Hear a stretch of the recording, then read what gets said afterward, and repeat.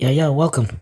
So, Beenie Man and Vybz Kartel are currently embroiled in a war of words after Beenie Man decided to approach Boom Boom and DJ Harry Hype at a popular nightly event and stated that they weren't playing real dancehall music, and they weren't playing artists that are supportive of real dancehall music, that the trap dancehall movement is taking over. And he also highlighted that was destroying the music.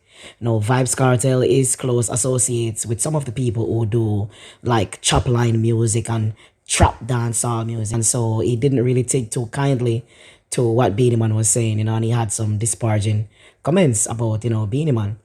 And it has been a back and forth since. These artists, they were once, close friends, which even caused some friction among Vybz Kartel and Bounty Killer back in the day, because Bounty was kind of upset that Vybz Kartel was getting too close with his former nemesis, Beenie Man.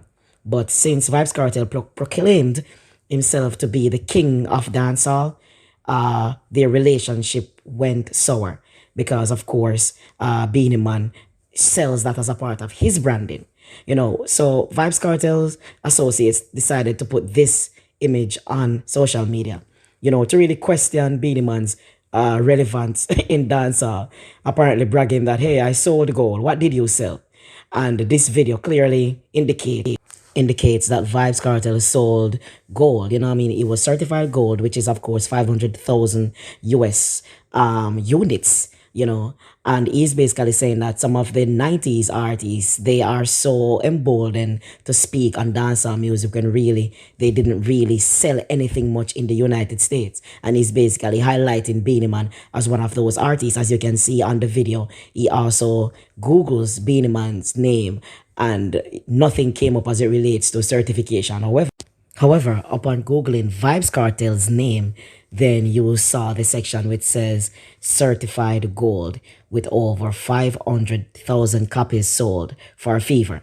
Now, Beenie Man has a Grammy Award, so he always flaunts his Grammy, and which is rightfully so. And Bounty Killer also has Grammys granted with collaborations, and it's okay for each artist to basically brag with what they achieved. Those things are scarce commodity in today's dancehall and reggae music. Both artists are legends in their own right, and both have something that the other does not have, so who is really the bigger act, based on achievements in the music industry. It's a toss-up. But if we're going to talk about talent, I think Vybz Kartel does laps around Beenie Man as it relates to talent. Beenie Man may have been dancehall's king in one point of his career, but I also don't think he's no longer the king of dancehall. I think Vybz Kartel, has irrevocably taken that spot in the music industry because he has done so well over the years. Beenie Man is on the downward trend as it relates to his music. But one thing I admire about Beenie Man as a legend, he's not very lazy.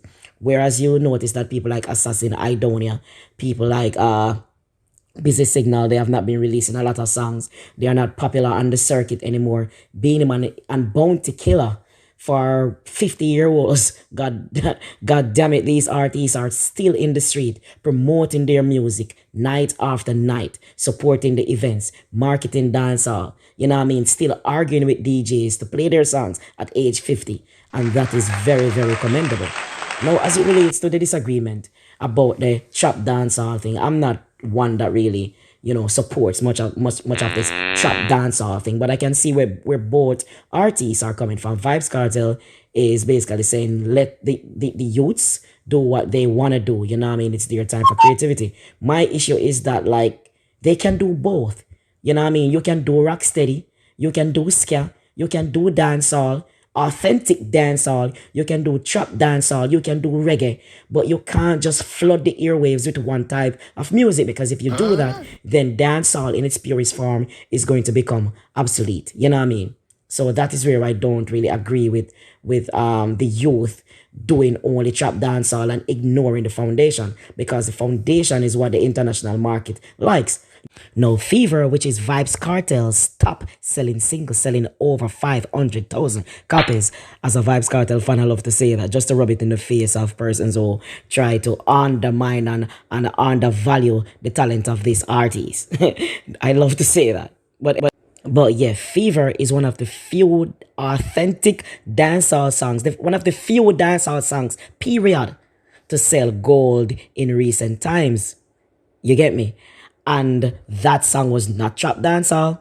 That song was not a chopper line, chop phone type of music. Real authentic dancehall with patois, the language, you know what I mean? And an authentic dancehall rhythm produced by Vybz Kartel himself and TJ Records, you know what I mean? Not with the backing of an international label or anything. So that more than anything else, you know what I mean, should perhaps show the youths that this is the way to go, you know what I mean? So I'm not saying that you can't create another genre, but do not shy away from the roots. Continue to make real dancehall music and feed the international market with that as well. Do not do away with the authentic genre.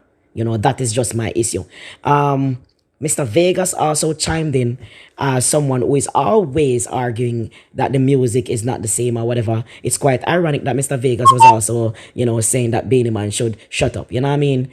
And Beenie Man really loves authentic dancehall, and I really understand and I empathize and I agree with his decision to basically stand up, because if you don't stand for nothing, you fall for everything, you know what I mean? And you need people like that to stand up and to say to the youth, yo, do this, we need this, you know?